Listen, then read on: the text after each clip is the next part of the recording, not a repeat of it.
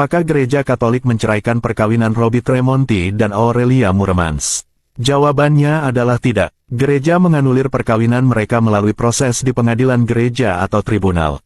Mari kita dalami perbedaan antara makna kata cerai dalam hukum sipil dan makna kata anulasi yang dikenal dalam kitab hukum kanonik atau KHK yang mengikat semua umat Katolik di seluruh dunia.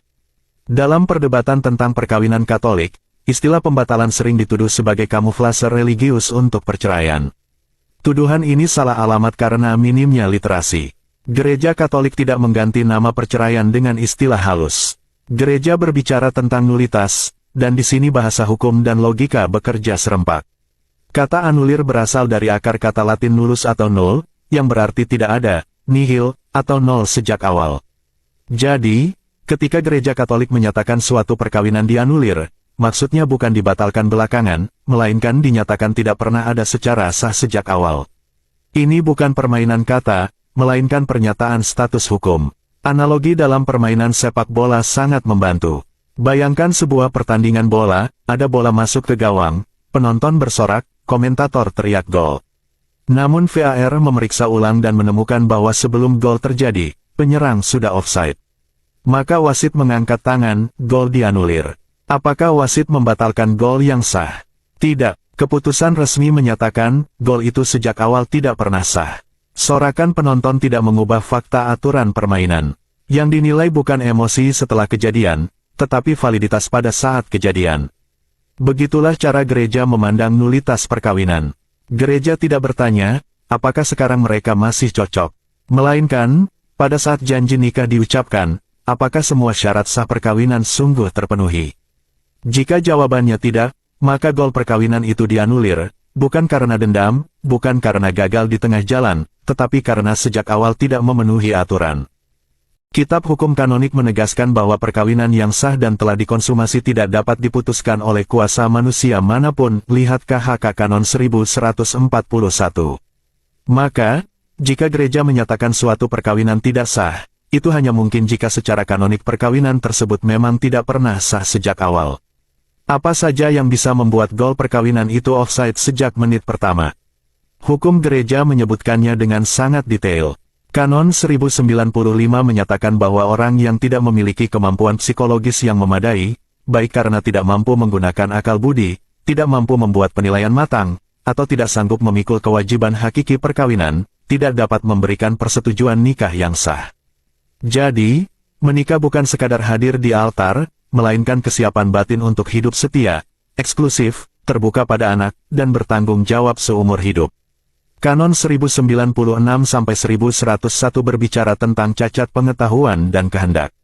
Jika seseorang tidak memahami hakikat perkawinan, atau sejak awal secara sadar menolak kesetiaan, menolak keterbukaan pada keturunan, atau mensimulasikan persetujuan pura-pura setuju padahal menolak unsur esensial, maka persetujuannya cacat. Lebih tajam lagi, Kanon 1103 menyatakan bahwa persetujuan yang diberikan karena paksaan atau ketakutan berat, entah tekanan keluarga, dominasi pasangan, ancaman psikologis, membuat perkawinan tidak sah. Dalam bahasa sepak bola, pemain dipaksa menendang penalti sambil ditodong. Golnya masuk, tapi permainannya tidak fair. Selain itu, ada pula halangan-halangan kanonik yang membuat perkawinan tidak sah sejak awal, usia yang belum cukup Kanon 1083, adanya ikatan perkawinan sebelumnya, Kanon 1085 impotensi yang bersifat tetap dan mendahului perkawinan, Kanon 1084 atau perbedaan agama tanpa dispensasi yang sah Kanon 1086. Semua ini bukan detail teknis, melainkan syarat dasar permainan. Lalu bagaimana Gereja Katolik memutuskan bahwa sebuah gol atau perkawinan memang harus dianulir? Tidak dengan perasaan, tidak dengan gosip, dan jelas bukan hanya dengan pengakuan dosa. Prosesnya adalah proses hukum formal yang disebut proses peradilan nulitas perkawinan. Kanon 1671 menetapkan bahwa perkara mengenai nulitas perkawinan berada di bawah wewenang tribunal gerejawi. Artinya, ada hakim, ada prosedur, ada hukum acara. Proses dimulai dengan pengajuan gugatan atau libellus ke tribunal yang berwenang, sebagaimana diatur dalam Kanon 1674-1675. Tribunal kemudian menilai apakah gugatan itu memiliki dasar hukum yang masuk akal. Jika diterima, perkara diselidiki melalui pemeriksaan para pihak, saksi-saksi, dan dokumen-dokumen relevan. Di sini hadir peran penting Defensor Vinculi, pembela ikatan perkawinan, yang secara resmi bertugas mempertahankan keabsahan perkawinan Kanon 1432. Jadi, sistemnya memang dibuat untuk tidak mudah menyatakan nulitas. Putusan tribunal bukan sekadar opini, melainkan keputusan yuridis berdasarkan fakta dan hukum. Dalam prosedur biasa, putusan dapat diajukan banding ke tribunal tingkat lebih tinggi, Kanon 1680. Reformasi Paus Fransiskus melalui Mitis Iudex Dominus Iesus memang membuka kemungkinan proses yang lebih singkat dalam kasus-kasus yang sangat jelas, tetapi tetap dengan syarat bukti kuat dan keputusan uskup sebagai hakim, Kanon 1683-1687. VAR tetap VAR, bukan voting penonton. Di titik ini, perbedaan antara nulitas dan perceraian menjadi sangat terang. Perceraian menyatakan, perkawinan itu sah, tetapi sekarang diputus.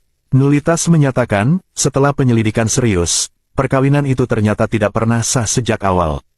Perceraian memutus ikatan, nulitas menyatakan tidak adanya ikatan.